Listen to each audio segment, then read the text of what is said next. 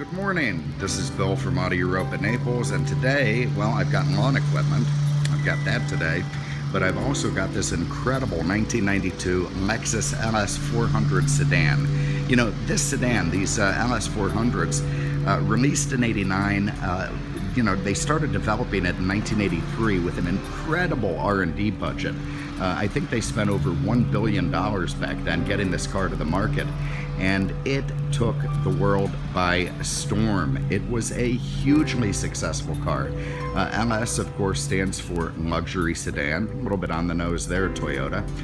They invented a whole new mark just to sell the car under, of course, the Lexus badge. And it not just changed the way that Toyota did business, it changed the way everyone else did business. This car absolutely terrified Mercedes, BMW, Audi, Cadillac. It just was something that, really blew them away and absolutely changed the way that they made cars, built cars, and sold cars. You can see the styling is terrific, beautiful, big, gentle curves, nice look all around. Of course, the Japanese in this era, they always borrowed cues from the Europeans and, others to make their cars sort of commercially appealing. And this was no exception, but they did manage to retain a lot of their own design inside. You can see the beautiful white exterior, lovely paint color, gold kit, has a, sort of a contrasting gray cladding on the bottom. I love those white wheels. It's riding Michelin tires. The build quality of this car is legendary, absolutely legendary. That's why they're still on the road today. They're pretty much indestructible. Again, you're talking about $1 billion, and it was put together by a bunch of guys that if they screwed up, they had to throw themselves out a window or, land on a sword or something. This was no small potatoes, It could end very badly for someone who did a bad job on the Lexus engineering plant. Again, look at the lines of the car, the very graceful composite headlamps, the round squared corners, the flowing lines of it. It's just attractive. The recessed door handles, the color-coded mirrors. Man, so many guys went out and bought one of these. It was a very big deal. People who bought Mercedes, people who bought BMW, they ended up with a Lexus, and they loved them, and the rest is history. Let's have a look inside the trunk. Very nice, big, useful trunk there. And of course, everything that you got from the German makers. You get your medical kit, everything a wounded Japanese guy might need. You've got your toolkit over here, nice big mat, nice big area. Everything lovely inside the trunk. But this is such a nicely preserved sedan. This is a one-owner car, by the way. One-owner car, 26 years old. There in the back, you can see beautiful leather seating for three. Very, very comfy, very plush. You've got a, what do you have there? A cigarette lighter output, 12-volt vents. Incredible fit and finish, incredible quality. The wood trim, of course, it's still got all the, this is probably right out of a Corolla, but man, it works nice. Let me show you under the hood, and then we'll hop inside. All right, maybe a Camry, maybe not a Corolla. Okay, under here, this was another very big deal. That is a 4-liter, 250 horsepower V8. It's got, 4 overhead cams, 32 valves. Very, very impressive motor in its day. Of course, everyone's building them like that now, these 32 valve V8s. Not then. This was a little bit of a rarity. It was a big deal. And, it's a terrific engine. Silky, silky smooth. You could barely hear it running. Goes down the road with aplomb. It's just a lovely drivetrain in this car.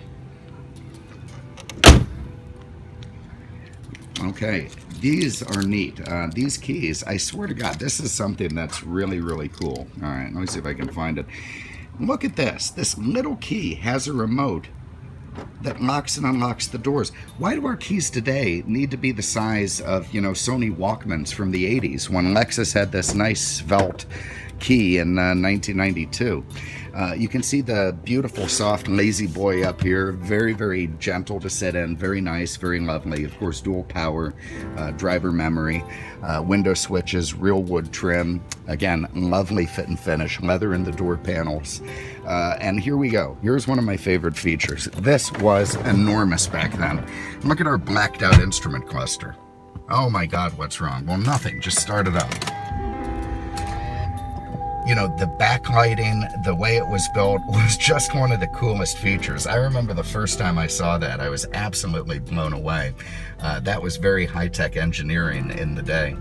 You know, of course now, yeah, everybody's got it, no big deal. Well, back then it meant something. Let's get some AC going. Nice cold air conditioning in this car.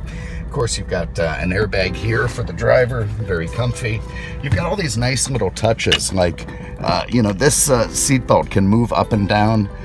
In fact, I think it does so with a power adjustment. I can't remember how it moves, but that can be raised or lowered to make you more comfortable. To figure that out, it's a normal setting. I'm gonna get it a high setting. Okay, there you see it's a little bit higher on that side. Anyway, look at the condition of the leather steering wheel. Look at the condition of the dash, of the fit and finish, of the quality of the sun visors, still working. The trim buttons with the, you know, the sunroof, and that's still gonna work. You know, of course it is.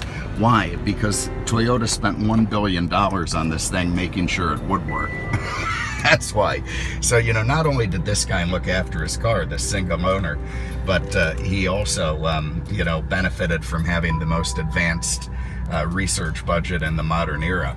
Over here you have a beautiful Pioneer-built in-dash premium sound system, cassette. That works good with an adapter now, so if you plug in these buttons, you push them in, you push them out, you can do it either way. You can kind of turn them like that, or anyway. Climate control here. There is your Lexus. They switched to Nakamichi later, which I like saying. I just like saying that name. You've got your heated seats, you know, your cruise control, nice big clunky leather wrapped shifter there, and away we go, 4-speed automatic. And this is what sold these cars. It drives like butter. Now, it's not a performance car, not in the way that, you know, these sort of, oh God, that's gentle. That's one of the most gentle exits that I've ever had, you know, from that house in a 170,000 mile, you know, 24-year-old car. That's pretty incredible. And again, that's the R&D budget that went into this thing. So I digress. What was I talking about? I tell you what, I need to get more sleep. I really do. I just am so scatterbrained. I just came back from vacation, but I swear to God, it was more rigorous than going to work. Anyway, the ride of this car, that's what it's all about. Super cushy, super well poised, beautiful response from the light steering, and an incredible suspension that just absorbs bumps. You just don't feel them. And, you know, that's something that, you know, the Japanese weren't necessarily known for back then. So people hopped in this thing after they went to the Mercedes dealer. A guy, you know, talked his wife into going, oh, Toyota, what are you kidding me? They would take this thing for a ride and they'd go, oh my God, what a machine. They'd buy it, and the rest is history. So here it is, a 1992 Lexus LS400 Sedan. Lovely, lovely feeling to drive this car. Very reliable. Got 170 on the clock. I know that's no small thing, but I promise you, it's got room for a lot more. That's just the way this car was built. And I'm going down the road, everything nice and smooth. This thing could have 20,000 miles on it. It genuinely could.